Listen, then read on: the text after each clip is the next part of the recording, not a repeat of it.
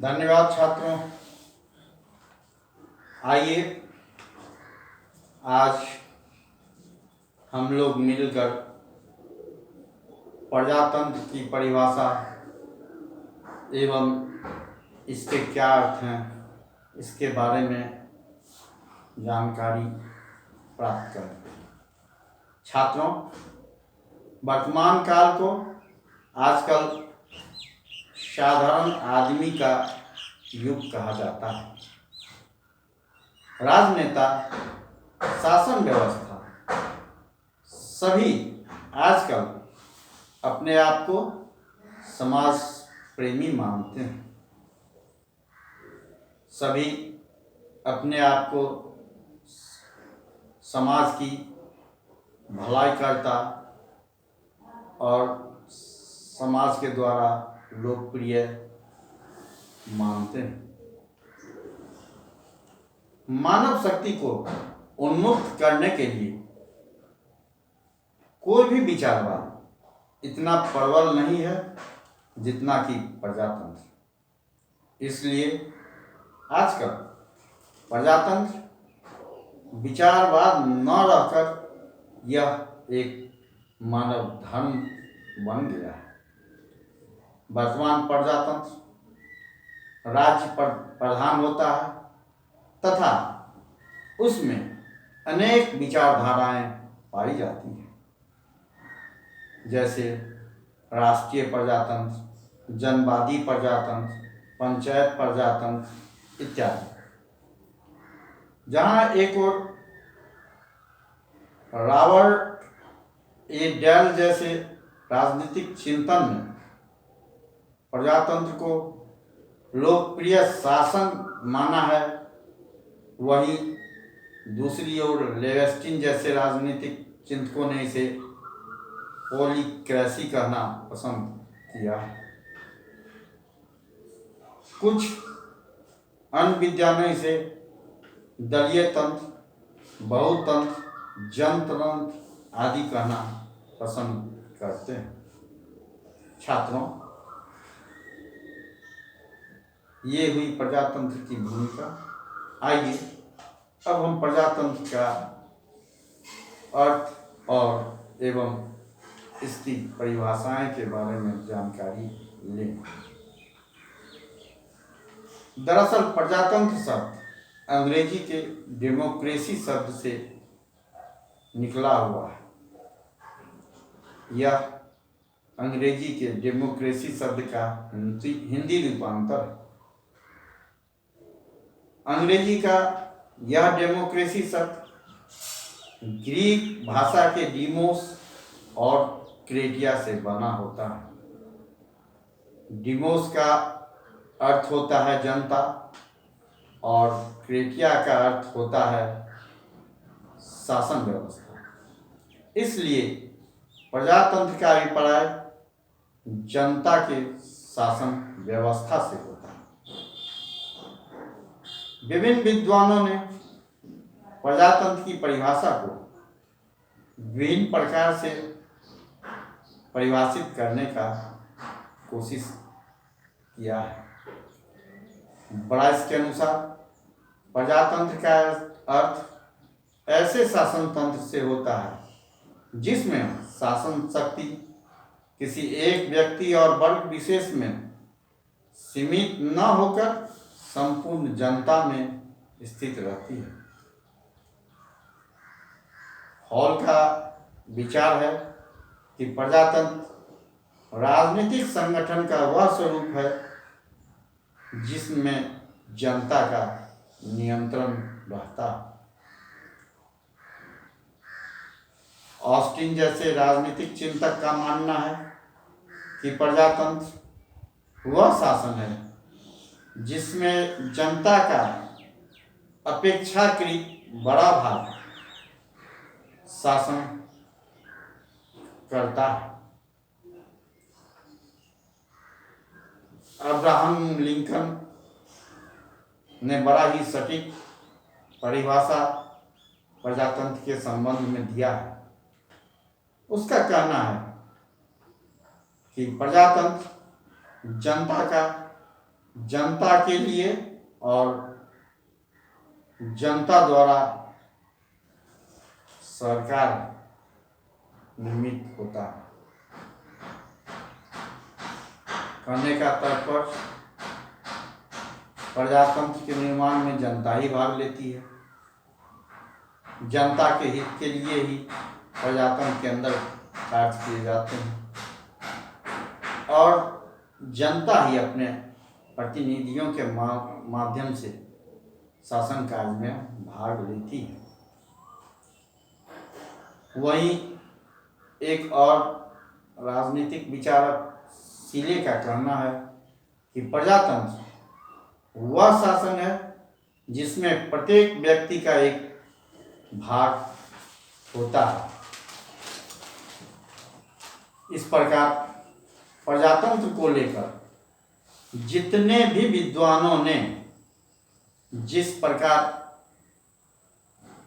परिभाषित किया है, उन सबों में अब्राहम लिंकन द्वारा दी गई परिभाषा ही सबसे सटीक और उपयुक्त जान पड़ता है, क्योंकि निश्चित रूप से प्रजातंत्र जनता के लिए और जनता द्वारा शासित होता है। छात्रों, उपर्युक्त परिभाषाओं पर विश्लेषण करने से हम यह स्पष्ट रूप से पाते हैं कि सचमुच में प्रजातंत्र राज्य और सरकार का एक स्वरूप होता है। प्रजातंत्र जीवन का एक रूप है तथा प्रजातंत्र जीवन का नैतिक और सामाजिक दर्शन भी है। छात्रों, प्रजातंत्र अपने व्यापक अर्थ में विभिन्न स्वरूपों को समेटे हुआ है, जैसे समाज का स्वरूप, शासन का स्वरूप, राज्य का स्वरूप, नैतिक स्वरूप, आर्थिक स्वरूप, जीवन का स्वरूप, ये सभी प्रजातंत्र के गुण हैं। शासन के स्वरूप के अंतर्गत प्रजातंत्र को शासन तंत्र के रूप में स्वीकार किया जाता है, जो जनता के द्वारा निर्मित, जनता के द्वारा नियंत्रित और जनता के द्वारा संचालित होता है। राज्य के स्वरूप के रूप में प्रजातंत्र वह व्यवस्था होता है जिसमें संप्रभुता जनता में निवास करती है। शासन व्यवस्था पर अंतिम अधिकार व निर्णय जनता के हाथ में ही रहता है। इससे आगे समाज के स्वरूप के अर्थ में प्रजातांत्रिक समाज में लोग बिना किसी भेदभाव के समान अधिकारों का उपयोग करते हैं। प्रजातांत्रिक समाज में सामाजिक विभेद का लोप हो जाता है, सामाजिक विभेद खत्म हो जाता है और इसमें प्रत्येक व्यक्ति को अपने व्यक्तित्व के विकास करने का समान अवसर प्राप्त होता है। नैतिक स्वरूप के अर्थ में प्रजातंत्र को हम आध्यात्मिक आदर्श के रूप में स्वीकार करते हैं। प्रजातंत्र जीवन जीने का केवल कल्पना मात्र ही नहीं होता है, बल्कि यह एक मंजिल भी है जहां पहुंचने पर व्यक्तित्व की पूर्णता को प्राप्त करता है। वही प्रजातंत्र का एक गुण, इसका एक अर्थ, इसका आर्थिक पहलू भी है। नैतिक स्वरूप से कम महत्वपूर्ण प्रजातंत्र का आर्थिक पहलू नहीं है। आर्थिक प्रजातंत्र का मतलब ऐसी व्यवस्था से होता है जिसमें प्रत्येक मनुष्य को अपनी भौतिक आवश्यकताओं की पूर्ति के लिए उचित साधन उपलब्ध कराना होता है और इसमें किसी भी तरह के शोषण का कोई जगह नहीं होता है। एक भूखे व्यक्ति के लिए प्रजातंत्र का कोई महत्व नहीं रह जाता है, इसलिए हम प्रजातंत्र को अति महत्वपूर्ण मानते हैं। आर्थिक स्वतंत्रता और समानता ही प्रजातंत्र का वास्तविक अधिकार होता है।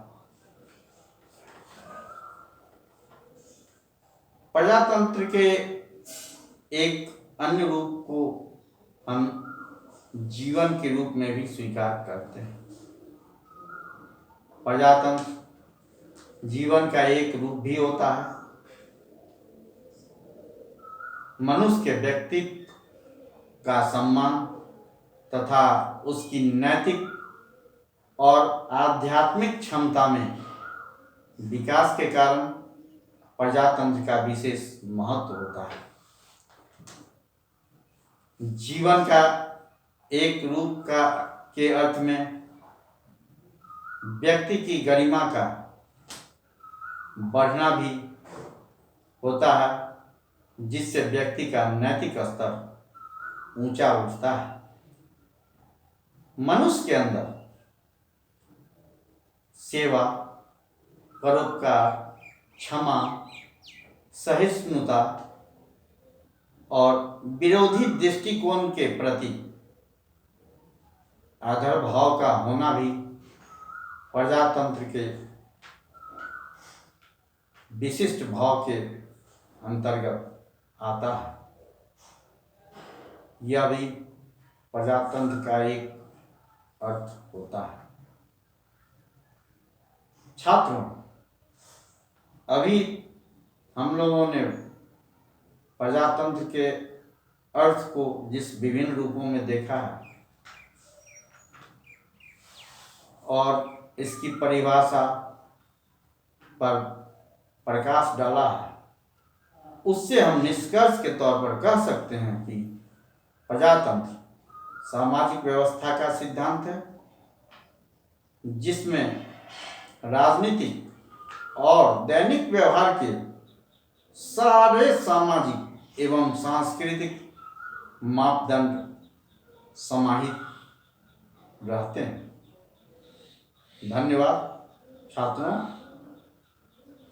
कल प्रजातंत्र के संबंध में हम आगे की फिर बातें करेंगे। आज बस इतना ही। धन्यवाद।